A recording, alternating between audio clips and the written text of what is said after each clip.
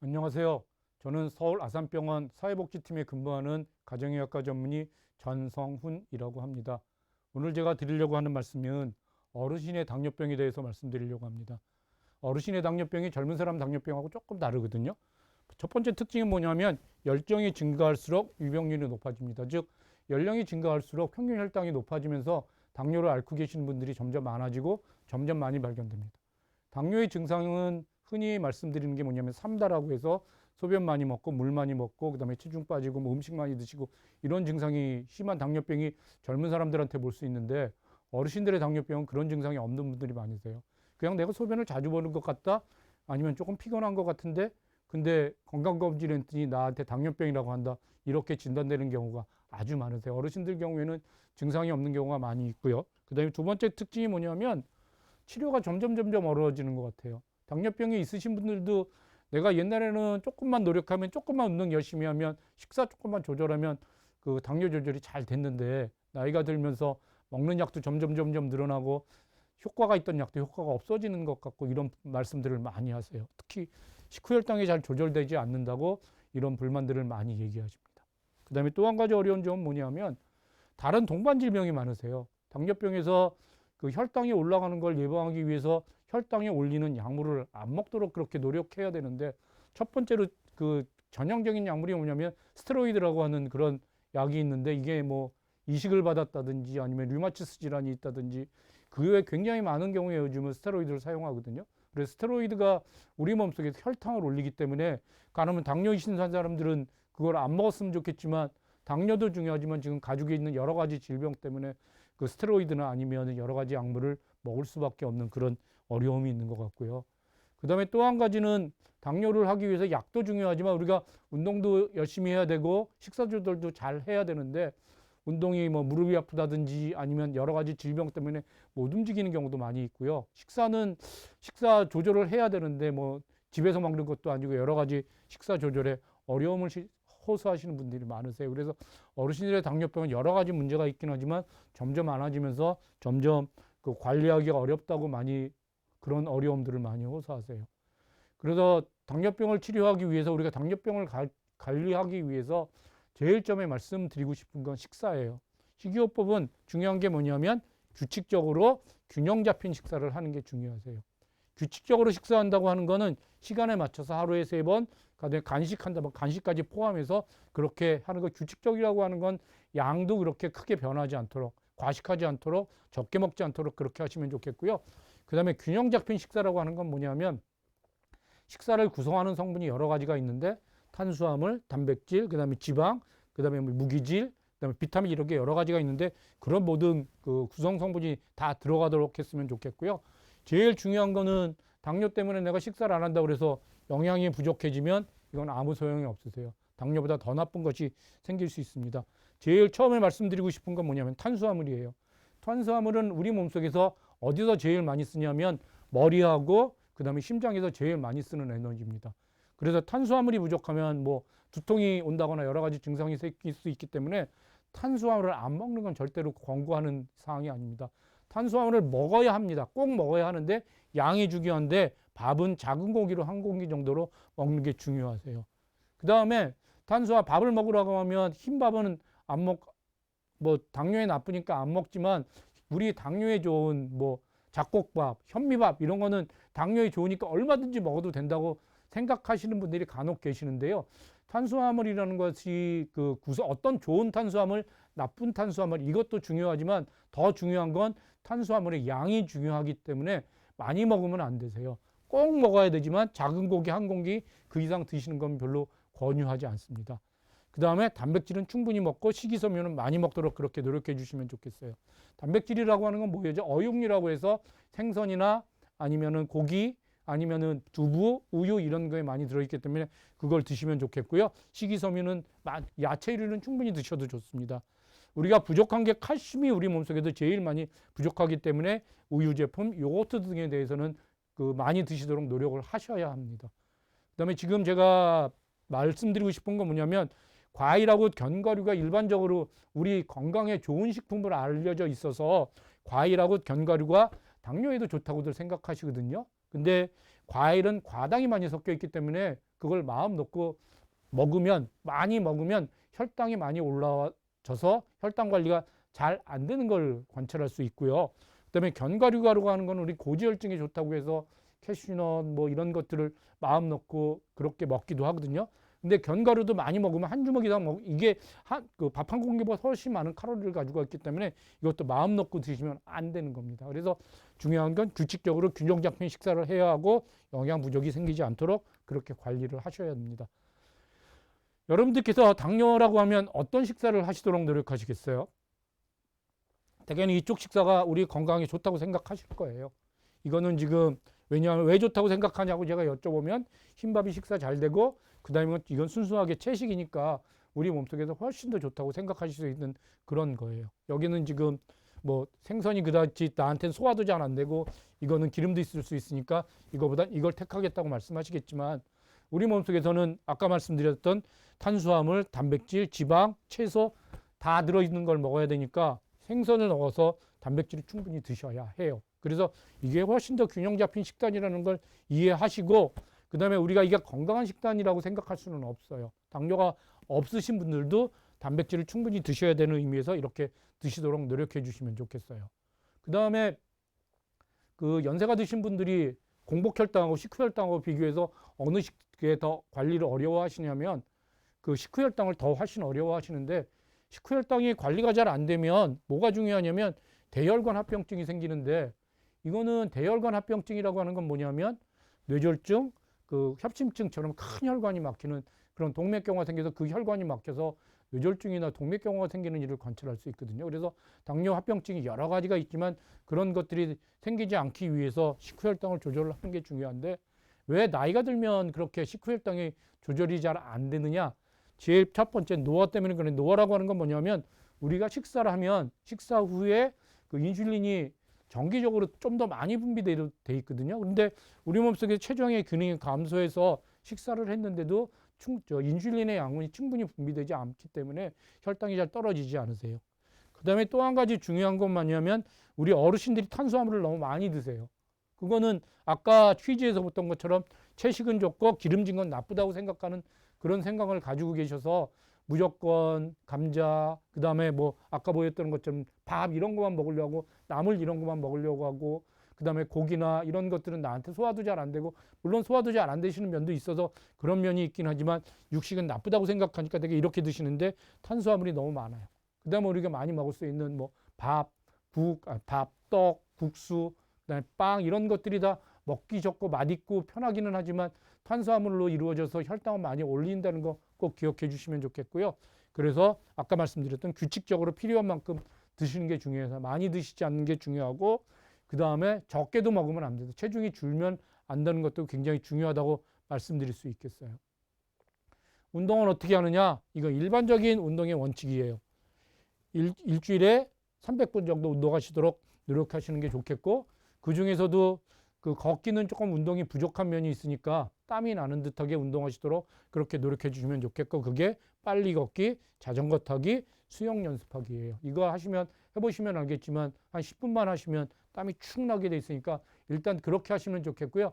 천천히 걷는 거는 물론 뭐 무릎이 아프시거나 허리가 아프시다고 해서 그렇게라도 하면 좋겠지만 더 하실 수 있는 분은 좀 더 빨리 걸으셨으면 좋겠고 운동을 좀 더 하실 수 있는 분들은 등산, 배드민턴, 줄넘기 이런 것들을 150분 한 번 했을 때 30분 정도 해서 그렇게 시간을 좀 줄여 하셔도 좋고요. 그다음에 이런 것도 다 안 되셨으면 최소한 한 번에 10분 정도 운동해서 이런 걸 여러 번 모아서 일주일에 300분이 될 수 있도록 그렇게 열심히 해주시면 좋겠고요. 그다음에 집안일도 할 수 있으면 그것도 운동 효과가 있는 걸로 알려져 있으니까 운동을 하시도록 그렇게 하시면 좋겠고요. 이게 일반적인 운동 원칙이고요. 그다음에 당뇨 환자에서 특별히 더 말씀드리고 싶은 게 여러 가지가 있는데 첫 번째로 연세가 드셔서 당뇨가 진단되면 이제부터 내가 당뇨를 없애버리기 위해서 당뇨를 몰아내기 위해서 운동을 아주 열심히 해야지 하고 이렇게 당뇨가 진단됐을 때 운동을 새로 세게 시작하려고 했을 때 제일 문제가 되는 건 뭐냐면 과연 내가 운동을 할 수 있는지 그 운동이 우리 몸이 버틸 수 있는지를 검사해 보는 게 중요하거든요. 그래서 그때 꼭 필요한 게 뭐냐면 연세가 드신 어르신들은 운동 부하 검사를 하고 그 본격적인 운동을 하셔야 합니다. 운동 부하 검사라고 하는 건 뭐냐면 내가 이만큼 운동했을 때 우리 몸속이 버틸 수 있느냐, 특히 심장에 문제가 없는지를 확인하기 위해서 하는 검사인데, 러닝머신에 올라가서 심전도를 쭉 차고 그 다음에 뛰면서 걸으면서 그 다음에 심장에 부담을 주는 건데, 심장에 부담을 주는 건 맥박수가 우리 나이에 비해서 되게 어르신들 같은 경우에 100회가 좀 넘어서 110회나 120회 정도 되게 됐을 때 땀이 쭉 나는데, 그때 가슴에 통증은 없는지, 심전도에서 그 심장으로 가는 혈액이 부족한 게 나타나지는 않는지, 그런 걸 해서 그런 걸 확인하고 난 다음에 운동을 서서히 늘리셔야 합니다. 이게 1번.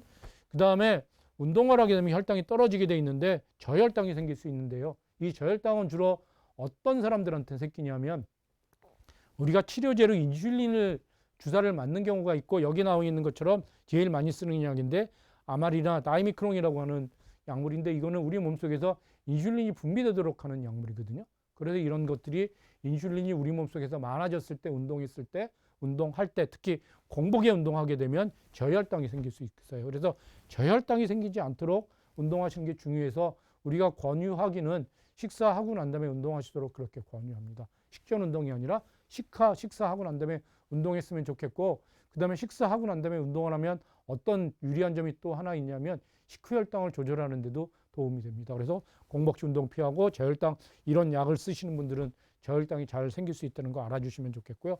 그 다음에 당뇨가 탈수로 인해서 혈당 상등, 심장 기능이 저하되는데, 우리가 당뇨 증상 중에서 소변을 많이 보는 게 상대적으로 우리 몸속에서 수분이 부족하게 되는 거거든요. 그래서 당뇨 환자분들은 운동하시면서 목마르시기 전에 물을 드시도록 해주시면 좋겠어요. 그래서 탈수되지 않도록, 탈수가 되면 이런 여러 가지 문제가 생길 수 있기 때문에, 그래서 탈수되지 않도록 주의하면서 물을 꾸준히 먹어가면서 10분이나 15분 간격으로 물을 먹으면서 운동하시도록 그렇게 해주셨으면 좋겠고요.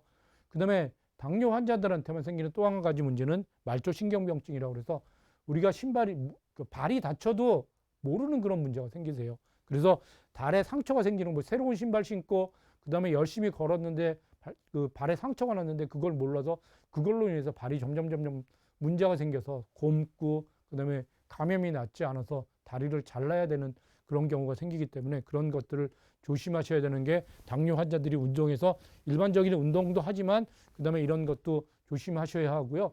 그 다음에 당뇨 환자들은 아까 말씀드린 유산소 운동만 하는 게 아니라 더해서 그 근육 운동도 같이 하시도록 그렇게 신경 써 주시는 게 좋겠습니다. 그래서 근육 운동도 병행하시도록 그렇게 하시면 좋겠습니다. 그다음에 이제 부작용들에 대해서 한번 말씀드리고 싶은데, 우리가 당뇨 조절을 잘 못하면 제일 문제가 되는 게 고혈당 현수예요. 혈당이 너무 높아서 문제가 되는데, 67세 남자 환자예요. 이 환자는 과거에 저혈당을 경험해서 거의 정신을 잃을 뻔했어요. 그래서 저혈당을 제일 무서워하시는 분이세요. 그래서 어저께 저녁에 어지럽고 힘이 없고 이렇게 생기는데, 아마도 이게 내가 아침에 운동을 좀 더 많이 했나, 식사를 좀 적게 했나, 그래서 저혈당이라고 생각하셨어요.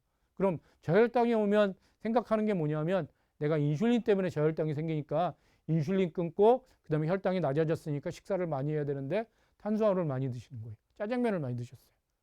그래서 먹고 싶은 대로 내가 아침에 인슐린을 맞았는데도 인슐린을 맞았으니까 혈당이 그 전날 그렇게 됐으니까 그날 아침에 인슐린을 중단하고 식사를 많이 하셨거든요. 그래서 의식조화로 저녁에 응급실로 내원을 하셨어요.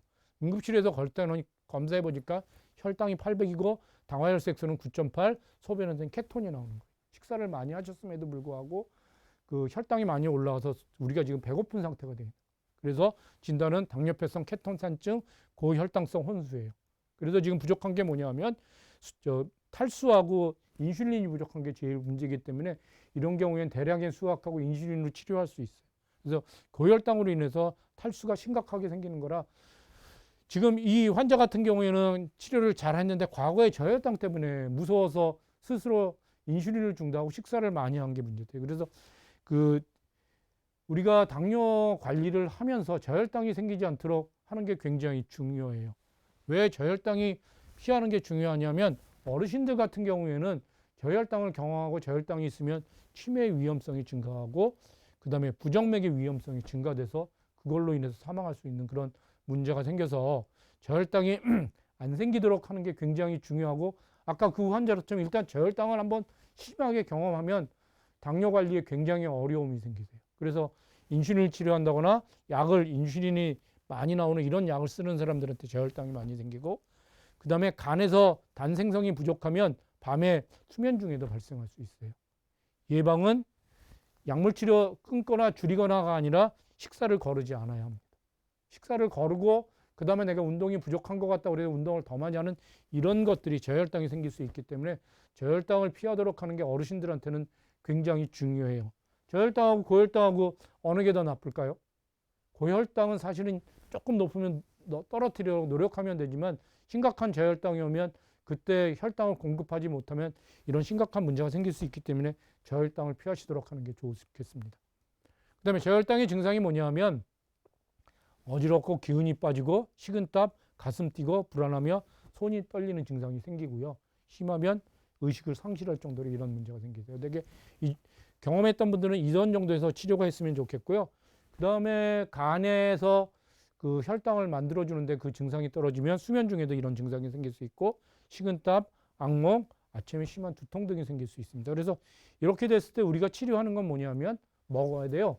주사로 맞든지 아니면 의식이 있으면 우리가 직접 먹어야 되는데, 이게 그 혈당 15g, 당 15g 정도에 해당되는 건데, 사과나 오렌지 주스는 3분의 2컵, 포도 주스가 반컵, 우유도 굉장히 혈당이 많이 높으세요. 근처에 우유가 있으면 우유도 먹어도 되고요. 그 다음에 설탕, 얼음 숟가락 하나, 과자, 사탕 등을 그냥 드시는 게 나아요. 그러면 이렇게 증상이 안 되고 혈당 검사 못했는데 식은땀, 가슴땀 뛰고 좀 이상하다, 그럼 이거 드시는 게 더 나아요. 왜냐하면 고혈당보다는 저혈당이 훨씬 위험한 거기 때문에 그렇습니다. 그래서 이거는 꼭 알아주시면 좋겠고, 운동하실 때, 그 다음에 공복에 운동하지 말고 운동해야 된다면 운동할 때 사탕 주머니에 넣고 운동하시도록 하는 거 꼭 기억해 주시면 좋겠습니다.